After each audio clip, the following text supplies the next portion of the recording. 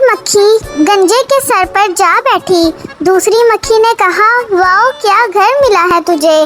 पहली मक्खी बोली, नहीं अभी तो सिर्फ प्लॉट खरीदा है। शौहर अपनी बीवी से, मुझे नींद नहीं आ रही। बीवी, उठकर बर्तन और कपड़े धो लो। शौहर घबराते हुए, पगली मैं नींद में बातें कर रहा हूँ।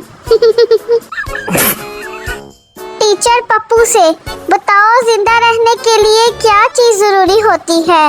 पप्पू, आपको इतना नहीं पता, जिंदा रहने के लिए तेरी कसम एक मुलाकात जरूरी है सनम। डॉक्टर मरीज से, अगर तुम मेरी दवाई से ठीक हो गए तो तुम मुझे क्या तोहफा दोगे। मरीज, जनाब मैं तो कब्रें खोदता हूँ, आपकी फ्री में खोद दूंगा।